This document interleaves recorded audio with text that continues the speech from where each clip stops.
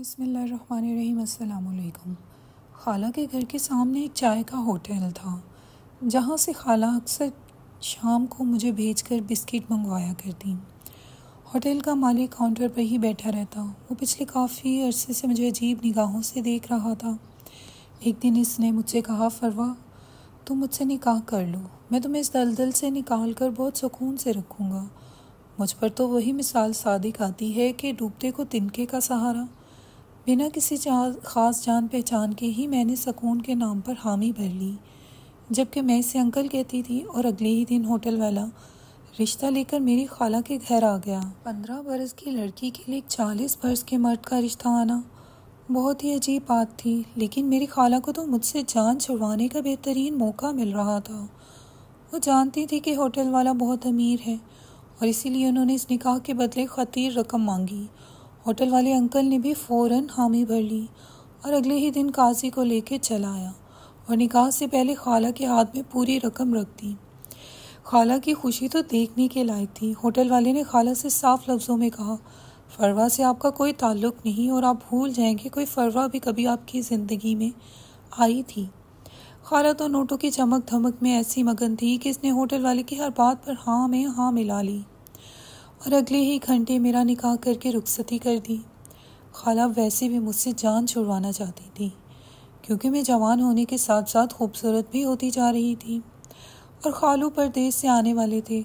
خالہ اٹھتے بیٹھتے مجھے یہی کہتی کہ تجھ جیسے حسن کے فتنے کو گھر رکھ کر تو مجھے ایک پل بھی سکون نہ آئے گا۔ جیسے تو اپنے ماں باپ کو کھا گئی، کہیں ایسے ہی میرے گھر کو نہ اجاڑ دے۔ ہوٹل والا جیسے میں انکل کہتی تھی میرا شوہر بن چکا تھا۔ اس نے مجھے اپنی گاڑی میں بٹھایا اور اپنے گھر لے آیا۔ میری سمجھ میں نہیں آ رہا تھا میں اسے کیا کہہ کے پکاروں۔ جب اس نے مجھے کہا، تم مجھے خان صاحب کہہ سکتی ہو۔ خان صاحب کا گھر بہت بڑا اور حسین تھا، لگتا تھا جیسے پیسے کی کوئی کمی نہ ہو۔ خان صاحب کی نوکرانی جو کافی عمر والی تھی، اس نے مجھے ان کے کمرے تک پہنچایا اور بتایا کہ اس گھر میں خان صاحب کے علاوہ اور کوئی نہیں رہتا، صرف نوکر چاکر ہی موجود ہیں۔ خان صاحب یہاں کم ہی تشریف لاتے تھے کیونکہ ان کے شہر میں کافی گھر تھے اور وہ زیادہ تر وقت ہوٹل میں ہی گزارتے ہیں۔ خان صاحب کی نوکرانی مجھے بیگم صاحبہ کہہ رہی تھی، جسے سن کر مجھے بہت ہی عجیب محسوس ہو رہا تھا۔ خود آج تک نوکرانیوں کی طرح زندگی گزارتی آئی تھی اور آج اچانک بیگم صاحبہ بن گئی۔ میں حیرت سے اپنی آنکھیں گھماتی خان صاحب کے گھر کو دیکھ رہی تھی۔ خان صاحب کی نوکرانی نے تھوڑی ہی دیر میں مجھے اچھے کپڑے لا کر دیے اور کہا کہ میں نہا دھو کر تیار ہو جاؤں۔ اتنا اچھا لباس دیکھ کر میں خوشی خوشی نہا دھو کر تیار ہوئی۔ ساتھ ہی مجھے یہ بھی عجیب لگ رہا تھا کہ نہ جانے خان صاحب کے ساتھ میرا تعلق کیسا ہوگا، کیونکہ ہم دونوں کی عمر میں کافی فرق تھا۔ ابھی مجھے بیڈ پر بیٹھی تھوڑی ہی دیر گزری تھی، رات کا اندھیرا پھیل چکا تھا جب خان صاحب کمرے میں تشریف لائے اور آتے ہی میرے پاس بیٹھ گئے۔ مجھے عجیب سی شرم محسوس ہو رہی تھی۔ میں گھبراہٹ سے اپنی انگلیاں چٹکانے لگی۔ خان صاحب بہت غور سے مجھے دیکھ رہے تھے۔ اس کے بعد اچانک ہی خان صاحب نے میرے ساتھ وہ کیا جس کے بارے میں سوچ بھی نہیں سکتی تھی۔ خان صاحب نے تو میری دنیا ہی بدل دی۔ خان صاحب نے جو کچھ کہا وہ سب تو میرے وہم و گمان میں بھی نہ تھا، وہ تو مجھے کسی اور ہی مقصد کے تحت یہاں لائے تھے۔ 10 سال کی عمر میں ہی میرے ماں باپ ایک کار حادثے میں انتقال کر گئے۔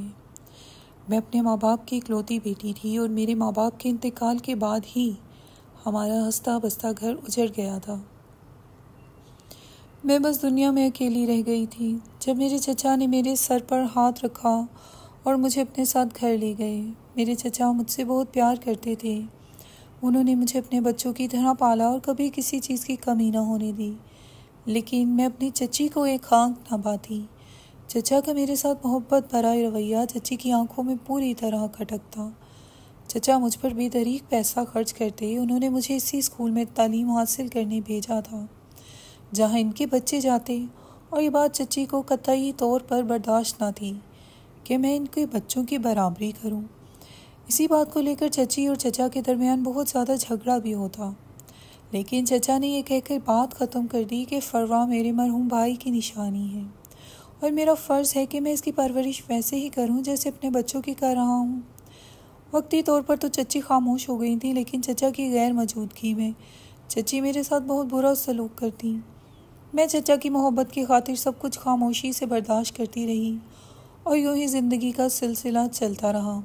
میری تعلیم بھی جاری تھی کہ اچانک ہی میری قسمت میں پلٹا کھایا اور چچا بھی اچانک ہی دل کے دورے سے انتقال کر گئے۔ چچا کی موت نے تو مجھے بالکل توڑ کے رکھ دیا تھا، کیونکہ میرے ماں باپ کے جانے کے بعد میرے چچا ہی میرے واحد سہارا تھے اور مجھے اچھے سے معلوم تھا چچی میرے ساتھ کیا سلوک کریں گی۔ چچی نے تو مجھے ہی منحوس قرار دے دیا کہ پہلے میں اپنے ماں باپ کو کھا گئی اور اپنے چچا کو۔ چچی مجھے اب ہر ایک کے سامنے برا بھلا کہتی۔ چچی نے میرا حال بالکل نوکروں جیسا کر دیا۔ میں صرف چچی کی ہی نہیں بلکہ ان کے بچوں کی بھی نوکرانی بن گئی تھی۔ چچی کے بچے بھی چھوٹے چھوٹے کام کے لیے مجھے آواز دیتے اور مجھ پر حکم چلاتے۔ اگر کبھی میں انکار کرتی تو چچی مجھے اتنی گالیاں دیتی کہ میرے لیے برداشت کرنا مشکل ہو جاتا۔ میری حالت دن بدن خراب ہو رہی تھی، مجھے کھانے کو مناسب خوراک نہ ملتی۔ چچا کے انتقال کے فوراً بعد ہی چچی نے میرا اسکول جانا بند کروا دیا۔ میں جب بھی رات کے وقت سونے کے لیے لیٹتی تھی تو اپنے ماں باپ کو یاد کر کے پھوٹ پھوٹ کر رونے لگتی۔ میرے دل میں ایک ہی خیال آتا تھا کہ میں اپنے ماں باپ کے ساتھ ہی مر جاتی تو کتنا اچھا ہوتا۔ یہ دنیا ہم جیسے بے سہارا بچوں کے لیے صرف ایک جہنم ہے۔ ایک دن میری بڑی خالہ مجھ سے ملنے کے لیے آئیں تو انہیں اندازہ ہوا کہ میں اس گھر میں بالکل نوکرانیوں کی طرح گزارا کر رہی ہوں۔ انہوں نے چچی کے ساتھ بہت جھگڑا کیا کہ وہ ایک معصوم بچی کے ساتھ اتنا ظلم کیسے کر سکتی ہیں۔ چچی کو تو میں ویسے ہی ایک آنکھ نہ بھاتی تھی اور خالہ کے جھگڑنے کے بعد تو انہیں موقع مل گیا کہ وہ مجھ سے جان چھڑا لیتی۔ انہوں نے اسی وقت میرا ہاتھ خالہ کے ہاتھ میں دیا اور کہا کہ اگر آپ کو یہ منحوس اتنی ہی عزیز ہے تو اسے اپنے ساتھ لے جائیں۔ خالہ نے مجھے گلے لگایا اور میرا سامان لے کر اپنے ساتھ اپنے گھر لے آئیں، لیکن جیسا دکھتا ہے ویسا ہوتا نہیں۔ خالہ نے بھی میرے ساتھ وہ سب کچھ کیا جس کے بارے میں نے سوچا بھی نہ تھا۔ خالہ کو مجھ سے کوئی ہمدردی نہ تھی، بلکہ جب انہیں اندازہ ہوا کہ گھر کے کچھ کام اچھے کر سکتی ہوں تو خالہ کو میرے اندر ایک مفت کی نوکرانی دکھائی دی، اور اسی لیے انہوں نے جان بوجھ کر چچی سے جھگڑا کیا تھا کہ چچی مجھے گھر سے نکالیں اور وہ میری مجبوری کا فائدہ اٹھاتے ہوئے مجھے اپنے گھر لے آئیں۔ بظاہر اچھی نظر آنے والی میری خالہ میری چچی سے بھی زیادہ بدتر عورت نکلی۔ ابھی مجھے خالہ کے گھر پہنچے ایک دن بھی نہ گزرا تھا کہ خالہ نے اپنا اصلی رنگ دکھانا شروع کر دیا۔ کپڑوں کا ایک بہت بڑا ڈھیر میرے سامنے رکھ دیا اور کہا کہ میں جلدی سے سارے کپڑے دھو دوں ورنہ وہ میرا حشر بگاڑ دیں گی۔ میں نے حیرت بھری نظروں سے خالہ کو دیکھا جو کہ چچی کے آگے میری حق کی خاطر لڑ رہی تھی اور مجھ پر ترس کھا رہی تھی، اسی لیے تو میں نے اپنا سمجھ بیٹھی تھی۔ وہی خالہ مجھ پر حکم چلا رہی تھی، لیکن میں جان گئی تھی کہ میں ایک یتیم اور بے سہارا بچی ہوں جس سے کسی کو ہمدردی نہیں بلکہ ہر کوئی اپنے مطلب کے تحت مجھے استعمال کرنا چاہتا تھا۔ مجھ پر ظلم کا ایک نیا باب شروع ہو چکا تھا۔ خالہ نے تو چچی سے زیادہ ظلم کی حد کی تھی، گھر کے سارے کام مجھ سے کرواتی، لیکن ساتھ ہی نے میرے آرام کے نام سے چڑ تھی۔ جہاں کہیں میں تھوڑی دیر آرام کی غرض سے بیٹھ جاتی تو وہ ڈنڈا اٹھائے میری طرف دوڑ کے آتی اور مجھے پیٹنا شروع کر دیتی۔ چچی کے گھر میری تعلیم کا سلسلہ بھی جیسے تیسے جاری تھا، لیکن خالہ نے تو میری پڑھائی بھی ختم کروا دی۔ تھک ہار کر جب سونے کے لیے لیٹتی تو اس وقت بھی خالہ میرے ذمے 4 کام لگا دیتی۔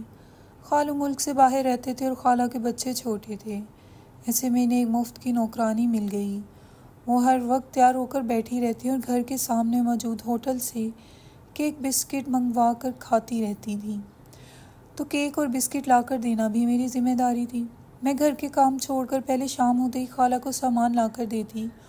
ہوٹل والے بھی مجھے اچھے سے پہچانتے تھے کیونکہ بھری دوپہر میں چھت پر چڑھ کر کپڑے دھو رہی ہوتی تھی۔ ہوٹل کا مالک خان انکل تو مجھے بڑی عجیب ہی نگاہ سے دیکھتا تھا، مجھے اس کی نظروں سے بڑی الجھن ہوتی تھی۔ میں اب جوان ہو رہی تھی اور یوں ایک غیر مرد کی نظریں اپنے وجود پر محسوس کر کے مجھے عجیب لگتا تھا۔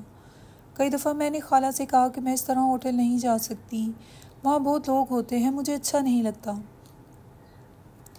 یہ سنتے ہی خالہ نے مجھے کام چور کہہ کے مارنا شروع کر دیا اور ان کے ہاتھ میں جو چیز آتی وہ اسی سے مارنا شروع کر دیتی۔ ایک دفعہ ان کے ہاتھ میں چھڑی آ گئی اور انہوں نے مجھے ایسے مارا کہ میرے جسم پر جگہ جگہ زخم آ گئے تھے۔ اس دن کے بعد سے مجھ میں ہمت نہ رہی کہ میں خالہ کی کسی بھی بات کا انکار کرتی۔ خالہ کا دیور اکثر ہی گھر آ جاتا اور گھنٹوں گھنٹوں بیٹھا رہتا۔ خالہ تو اسے چھوڑ کر اپنے کمرے میں چلی جاتی، لیکن مجھے اس کی نظروں کو بھگتنا پڑتا۔ وہ خاموش مسکراہٹ لیے مجھ پر نظریں جمائے رکھتا اور بہانے بہانے سے مجھے اپنے قریب بلانے کی کوشش کرتا۔ وقت اتنی تیزی سے گزر رہا تھا کہ میں 15 سال کی ہو چکی تھی۔ خالہ کے دیور کی نظریں میرے جسم پر پوری طرح جمی رہتی۔ میں کام کرتے کرتے کئی دفعہ اپنا دوپٹہ ٹھیک کرتی، لیکن اس کے باوجود بھی مجھے اس کی موجودگی سے خوف آتا۔ ایک دن وہ بہانے سے میرے پیچھے باورچی خانے تک چلا آیا اور میری کمر پر ہاتھ لگانے لگا۔ اس کی اس حرکت نے میرا دل دہلا کر رکھ دیا۔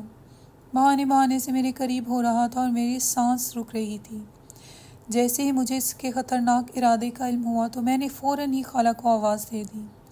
میری خالہ کو آواز دیتے ہی وہ تیزی سے واپس چلا گیا، لیکن اس کی ہمت نہ ٹوٹی اور وہ اگلے دن ہی دوبارہ چلا آیا۔ اتفاق سے خالہ اس وقت گھر پر موجود نہ تھی۔ خالہ کی طبیعت خراب تھی اور وہ ڈاکٹر کے پاس گئی تھی۔ موقع کا فائدہ اٹھاتے ہوئے اس نے میرے ساتھ نازیبا حرکات شروع کر دیں اور ساتھ ساتھ مجھے دھمکانے لگا کہ اگر میں کسی کو کچھ بتاؤں گی تو وہ خالہ سے میرے بارے میں شکایت کرے گا کہ میں نے ہی سے ورغہ لایا ہے۔ وہ جانتا تھا میں خالہ سے کس قدر ڈرتی ہوں اور خالہ کا سلوک میرے ساتھ کیسا ہے، اور اسی بات کا اس نے بھرپور فائدہ اٹھایا تھا۔ میں اس کے ہاتھوں لٹ چکی تھی اور اب آئے روز ہی وہ میرے ساتھ اپنے جذبات کو ٹھنڈا کرنے چلا آتا تھا۔ اذیت تھی کہ دن بہ دن بڑھتی جا رہی تھی۔ میں سب کے لیے ایک مفت کا مال بن چکی تھی اور ہر کوئی اس موقع سے فائدہ اٹھانا چاہتا تھا۔ ایک دن جب میں خالہ کے بسکٹ لینے کے لیے ہوٹل پر گئی تو ہوٹل والے انکل نے مجھ سے پوچھا، تمہارے ماں باپ کہاں ہیں؟ تم کیوں ہر وقت کام میں لگی رہتی ہو؟ میرا دل اس دن بہت دکھی تھا، کیونکہ وہی دن تھا جب میرے ماں باپ مجھے چھوڑ کے چلے گئے تھے اور میں تمام بے حس لوگوں کے ظلم کا شکار ہو چکی تھی۔ نہ چاہتے ہوئے بھی میں نے انہیں اپنی ساری روادات سنائیں، جسے سننے کے بعد ان کے چہرے پہ عجیب سے تاثرات ابھر آئے۔ شاید انہیں مجھ سے ہمدردی ہو گئی تھی۔ میں بسکٹ لیے واپس چلی گئی۔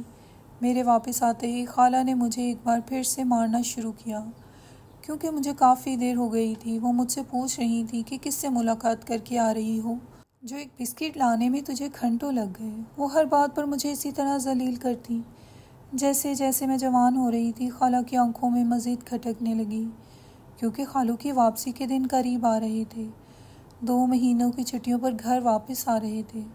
اگلے دن جب میں دوبارہ ہوٹل پہنچی تو انکل نے پوچھا کہ اگر میں تمہیں اس دلدل سے نکال کر سکون کی زندگی دوں تو تمہیں کوئی اعتراض تو نہ ہوگا؟ انکل کی بات سن کر میں نہ سمجھی سے ان کی طرف دیکھنے لگی۔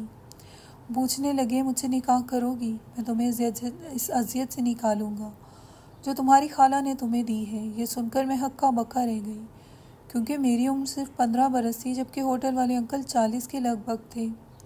وہ مجھ سے کہنے لگے، اتنی تکلیف دہ زندگی گزارنے سے بہتر ہے تو مجھ سے نکاح کرو اور میرے ساتھ میرے گھر چلو۔ میں تمہیں خوش رکھوں گا اور تمہیں کسی چیز کی کمی نہ ہوگی۔ پہلے تو مجھے انکل کی بات بہت عجیب لگی، لیکن خالہ کی مار سہ سہ کر میرا جسم نیلا ہو چکا تھا۔ میں نے بنا کچھ سوچے سمجھے ہاں کر دی۔ اگلے دن ہوٹل والے انکل میرے گھر رشتہ لے آئے اور خالہ نے ایک بڑی رقم لے کر میرا ان کے ساتھ نکاح کر دیا۔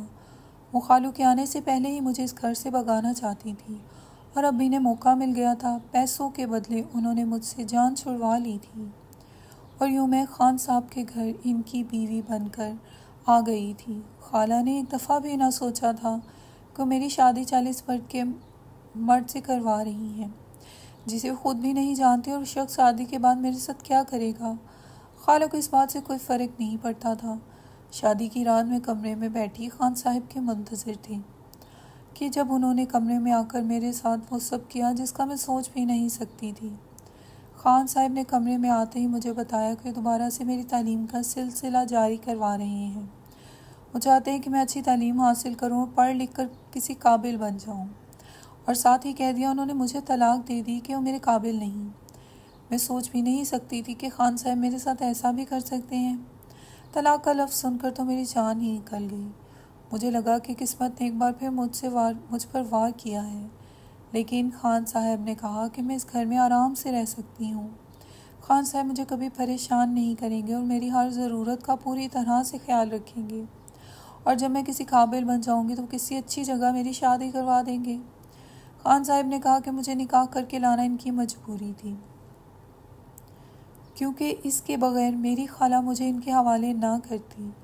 اسی لیے خالہ کو دکھاوے کے لیے انہوں نے مجھ سے نکاح پڑھوایا تھا۔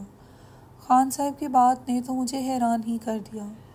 وہ کیسے شخص تھے جو مجھے اتنے پیسوں کے بدلے شادی کر کے لائے تھے اور اب اتنی آسانی سے مجھے طلاق دے چکے تھے اور خود میری شادی کروانے کی بات کر رہے تھے۔ خان صاحب تو کمرے سے چلے گئے لیکن مجھے ہکا بکا چھوڑ گئے۔ اتنے میں خان صاحب کی نوکرانی کمرے میں داخل ہوئی تو میں نے ساری بات بتائی۔ رو رو کر میرا برا حال ہو چکا تھا۔ میں ایک دفعہ پھر اجڑ چکی تھی۔ خان صاحب کی وہ نوکرانی شاید بہت پرانی تھی۔ اس نے میرے سر پر ہاتھ رکھا اور کہنے لگی کہ بیٹا، خان صاحب ایک بہت اچھے انسان ہیں۔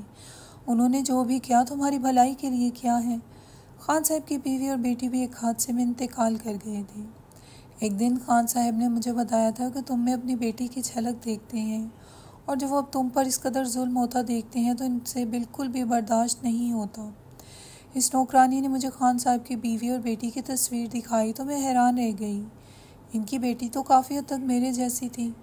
نوکرانی نے مجھ سے کہا کہ اگر خان صاحب نے آپ کو تعلیم جاری رکھنے کا کہا ہے تو آپ کو چاہیے کہ آپ پڑھ لکھ کر کسی قابل بن جائیں۔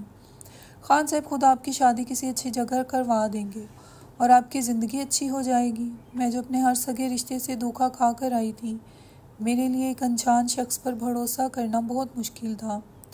لیکن آنے والے کچھ ہی دنوں میں جب خان صاحب نے شہر کے ایک بڑے اسکول میں میرا داخلہ کروا دیا تو مجھے یقین ہونے لگا کہ واقعی وہ ایک اچھے انسان ہیں۔